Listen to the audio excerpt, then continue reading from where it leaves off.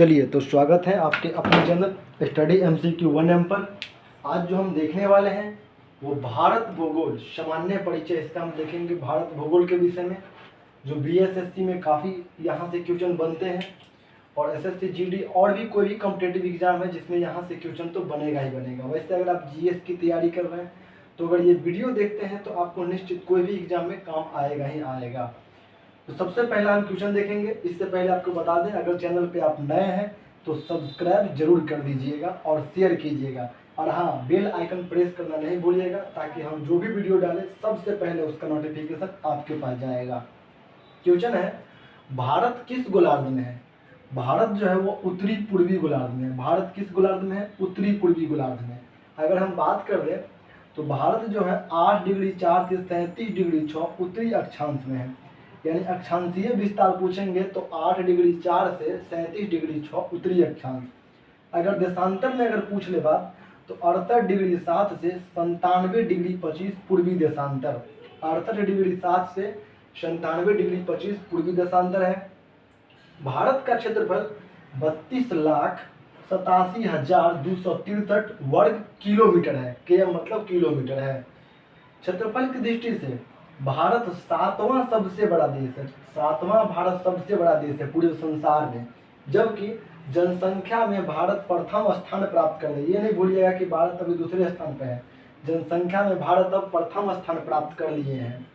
भारत से बड़े देश 7 गो बड़े देश हैं, 6 गो। भारत से बड़े देश 6 बड़े देश हैं।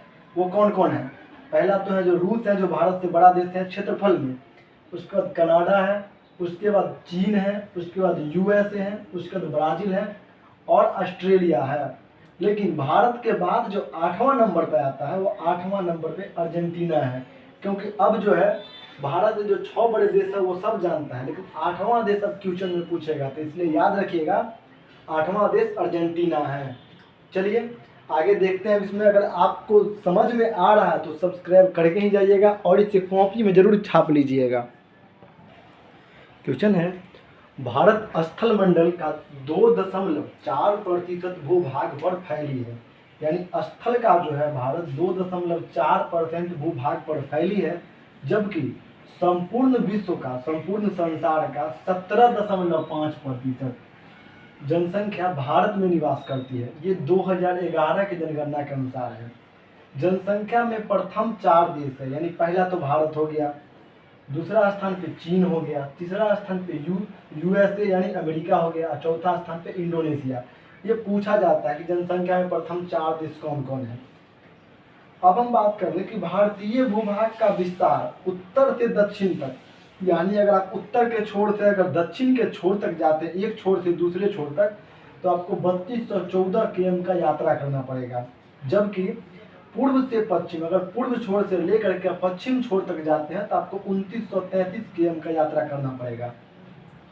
भारत के स्थल सीमा की लंबाई 15,200 किलोमीटर है, जबकि तटीय सीमा की लंबाई 7516.6 किलोमीटर है। जबकि मुख्य भूमि की तटीय सीमा, अगर मुख्य भूमि से अगर हम जोड़ते हैं तटीय सीमा मतलब समुद्र की जो सीमा है, समुद्र की सीमा 7516 किलोमीटर। अब भारत का जो स्थल मतलब हुआ कि समझिए पूरा भूमि की सीमा 15,200 किलोमीटर है। जबकि अगर मुख्य भूमि से यानी जमीन से समुद्र सीमा जो है, समुद्री सीमा दूसरे देश से लगा हुआ 6100 किलोमीटर है। अगर भारत का विस्तार जो है, भारत का विस्तार उष्ण एवं उपोष्ण कटिबंध दोनों क्षेत्र में है, जबकि भारत की जलवायु जो है वो मानसूनी है। भारत की जलवायु क्या है? तो मानसूनी है। याद रखिएगा, इसको जरूर आप लोग छापते भी चलिए और एक बार पढ़ लीजिएगा, अपने आप दिमाग में पूरा छप जाएगा। देशांतर रेखा समय निर्धारित करती है। देशांतर रेखा जो क्या करती है? वो समय निर्धारित करती है। आपको पता होना चाहिए कि देशांतर क्या है। 68 डिग्री 7 से 97 डिग्री 25 पूर्वी। भारतीय मानक समय 82.5 डिग्री है। ये भी याद रखिएगा कि भारतीय मानक समय 82.5 डिग्री है, जो GMT यानी ग्रीनविच मेरीटाइम से 5.5 घंटा आगे है। 5.5 घंटा आगे है। यह मिर्जापुर के, यानी भारतीय मानक समय यह मिर्जापुर के निकट प्रयागराज के नैनी से गुजरती है। प्रयागराज के नैनी से गुजरती है। इसके साथ यह 5 राज्य से भी गुजरती है। कौन? भारतीय मानक समय 5 राज्य से गुजरती है, याद रखिएगा। यूपी मतलब उत्तर प्रदेश, एमपी मतलब मध्य प्रदेश, उत्तर प्रदेश, मध्य प्रदेश, छत्तीसगढ़, उड़ीसा और आंध्र प्रदेश से गुजरती है, याद रखिएगा। अब है ये बहुत ही इंपॉर्टेंट क्वेश्चन है, VVI है, 1000 बार टिक लगाइएगा। कर्क रेखा भारत के 8 राज्य से गुजरती है। कर्क रेखा भारत के 8 राज्य से गुजरती है, याद रखिएगा दिमाग में। गुजरात, राजस्थान, मध्य प्रदेश, छत्तीसगढ़। गुजरात, राजस्थान, मध्य प्रदेश, छत्तीसगढ़। उसके बाद झारखंड, बंगाल, झारखंड, पश्चिम बंगाल, बंगाल को पश्चिम बंगाल कहते हैं। झारखंड, बंगाल, त्रिपुरा और मिजोरम, यहाँ से कर्क रेखा गुजरती है, जो भारत के बीचों बीच गुजरती है। झारखंड में ये रांची शहर से भी गुजरती है कर्क रेखा, याद रखिएगा। झारखंड में रांची शहर से गुजरती है कर्क रेखा। भारत के 7 पड़ोसी देश की सीमा, जो पड़ोसी देश की सीमा जो लगे हुए हैं भारत से, तो इसमें देख लीजिए सबसे पहले बांग्लादेश। बांग्लादेश से कौन कौन राज्य लगा हुआ है? तो बांग्लादेश से लगा हुआ है असम, मेघालय, त्रिपुरा, असम, मेघालय, मिजोरम, त्रिपुरा, बंगाल। ये काफ़ी इंपॉर्टेंट है, ये पूछा जाता है। बांग्लादेश से जुड़ा हुआ है असम, मेघालय, मिजोरम, त्रिपुरा, बंगाल। लेकिन ऐसे आपको याद रखना बड़ी मुश्किल है, इसलिए ट्रिक से याद रखिए। मित्र अब मैं, बांग्लादेश से मित्र अब मैं, आप समझ लीजिए। मी से हो गया मिजोरम, त्र से हो गया त्रिपुरा, अब मैं, अ से हो गया असम, ब से हो गया बंगाल, और मे से हो गया मेघालय। एक बार याद कीजिएगा, उसका ट्रिक से आप बना सकते हैं आसानी से। पूरे को छाप लीजिए तो पूरा दिमाग में छप जाएगा, सही से छापिएगा तो। अब हम बात कर लें चीन से लगी हुई राज्य।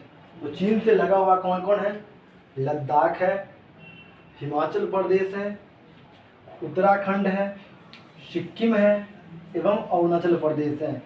अगर इसको हम ऐसे याद करें ट्रिक से, तो हेमा, अरुणा, सिखंड, लाख। हेमा मतलब हिमाचल प्रदेश, अरुणा मतलब अरुणाचल प्रदेश, सी मतलब सिक्किम, खंड मतलब उत्तराखंड, और लाख मतलब लद्दाख। ट्रिक में तो आपको थोड़ा थोड़ा भी मिलेगा, क्योंकि ट्रिक का मतलब है शॉर्ट में आप उसको याद कीजिए। एक बार पढ़िएगा, अपने आप शॉर्ट में याद हो जाएगा।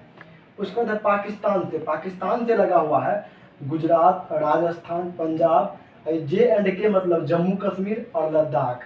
तो ऐसे आपको याद रखना बड़ी मुश्किल होगा, इसलिए ट्रिक से याद कीजिए। पंगुराज, लाख, पंगुराज यानी प के मतलब हुआ पंजाब, गु का मतलब हुआ गुजरात, रा का मतलब हुआ राजस्थान, और जौ के मतलब हुआ जम्मू कश्मीर, और लाख मतलब लद्दाख। हो गया। नेपाल से जुड़े हुए राज्य, तो नेपाल से जुड़ा हुआ कौन कौन है?